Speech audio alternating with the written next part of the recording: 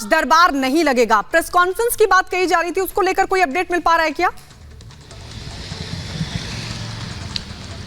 बिल्कुल, कल रात को जरूर ये सूचना आई थी गायत्री की प्रेस कॉन्फ्रेंस होगी, हालांकि फिर उसको स्थगित किया गया और खबर ये आई कि दिव्य दरबार को लेकर जो सूचना थी वो अंतिम यही थी कि चूंकि भीड़ बहुत ज्यादा है, 3 लाख की क्षमता वाला पंडाल में 7 लाख से 10 लाख लोगों के जो कल पहुंच गए, उसके बाद ऐसा लगा कि लोग जो है सांस लेने में तकलीफ महसूस कर रहे हैं, कुछ लोग बीमार भी पड़े, ऐसी भी खबर निकलकर सामने आई, जिसके बाद यह फैसला लिया गया कि दिव्य दरबार नहीं लगेगा। हालांकि दिव्य दरबार लगने की उम्मीद से ही बड़ी संख्या में लोग लगातार वहां पर पहुंच रहे हैं।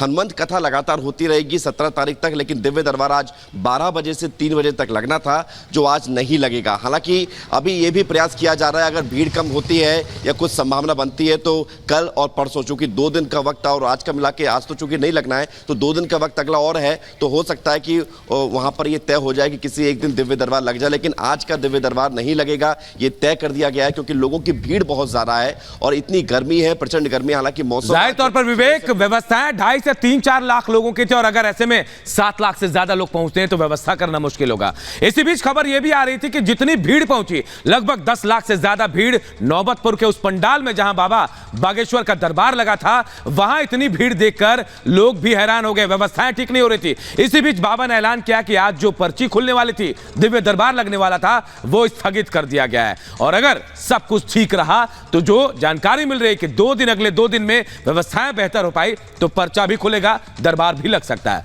रिपोर्ट आपको दिखाते हैं।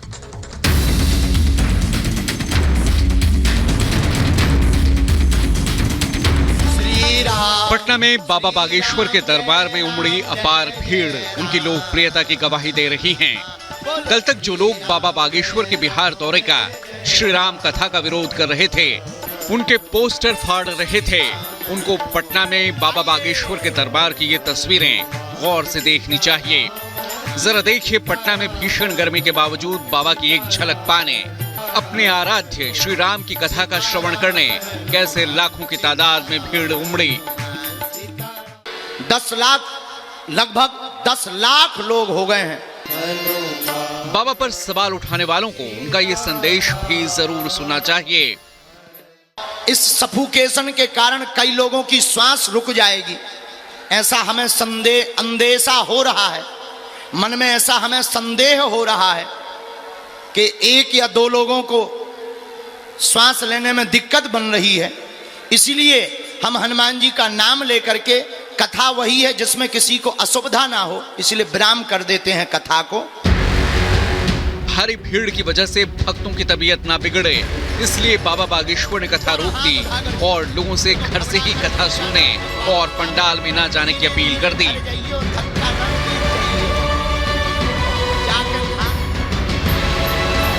कल जितने लोग आज आए हैं, हमारी प्रार्थना है कि अब अपने साथ कल किसी और को मत लाना। तो कल तो दरबार भी है, तो हमारी प्रार्थना है कि जितने भी लोग टीवी पर देख रहे हैं, आप लोग अब घर से ही देखें कथा को।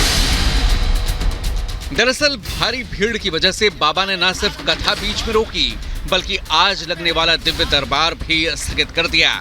बाबा ने देर रात प्रेस कॉन्फ्रेंस भी बुलाई थी, लेकिन बाद में उसे स्थगित कर दिया गया। अब कथा के समय में बदलाव पर विचार किया जा रहा है। कल बाबा के दरबार में 10 लाख से ज्यादा लोग पहुंचे थे, जिन्हें संभालना मुश्किल हो रहा था। तीनों पंडाल मेरा भर गया है, न प्रशासन के अथी से उठ सकता है, न वॉलंटियर के अथी से। श्रद्धालु को हम लोग फोर्सफुली हटा नहीं सकते, इसीलिए बाबा ने दिव्य दरबार का कार्यक्रम कह दिया था कि नहीं हो पाएगा। और लेकिन कथा होगा और हम लोग टाइमिंग पे अभी विचार कर रहे हैं। वहीं देर रात बिहार के पूर्व डीजीपी गुप्तेश्वर पांडे ने धीरेन्द्र शास्त्री से उनके होटल पर मुलाकात की और दिव्य दरबार को लेकर कुछ ऐसा कहा।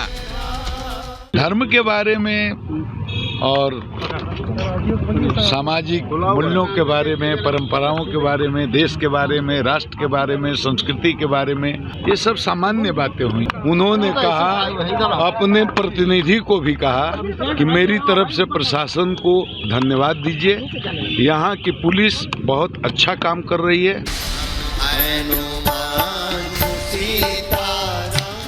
जाहिर है बाबा बागेश्वर की चिंता भीड़ दिखाने की नहीं है, बल्कि लोगों के स्वास्थ्य की है। बाबा चाहते हैं कि कथा सुनने आए लोगों का कोई नुकसान ना हो। बिहार में लगे दरबार से बाबा ने राम राज्य का संकल्प लिया। भक्तों की उमड़ी भारी भीड़ के बीच अपने इरादे भी जाहिर कर दिए। मंदिरों में भीड़, सड़कों पर तूफान चाहिए, हाथ में धर्म का ध्वजा और राम राज्य में हमें हिंदुस्तान चाहिए। सिर्फ इतना ही नहीं, जब रामचरितमानस को लेकर विवाद छिड़ा है, तब बाबा बागेश्वर ने अपने भक्तों और समर्थकों से रामचरितमानस पर बड़ी बात कह दी। बिहार के लोग अपनी संस्कृति और अपने संस्कार भारत में कहीं पर भी चले जाएं, सपने में भी नहीं छोड़ते हैं। बिहार के लोग अपनी भाषा, तुलसी का पौधा, श्री रामचरितमानस, यही इनकी संस्कृति है। जो बिहारी अपनी भाषा, रामचरितमानस और तुलसी के पौधा को नहीं छोड़ता, सच में वही बिहारी पूरे दुनिया पर भारी है। बाबा बागेश्वर के दरबार में हनुमान कथा तय कार्यक्रम के मुताबिक जारी रहेगी। हालांकि दिव्य दरबार के स्थगित होने से लोगों में जरूर थोड़ी निराशा है। दिलचस्प ये भी है कि बाबा के विरोध की धमकी देने वाले अब तक कहीं नजर नहीं आए हैं। अब सवाल है कि जिस बाबा को चाहने वाले बिहार में लाखों की संख्या में लोग हैं, उनका विरोध क्यों हो रहा था? क्या सिर्फ सियासत चमकाने के लिए आरजेडी के नेता विरोध का राग अलाप रहे थे? Bureau report, Republic Bharat.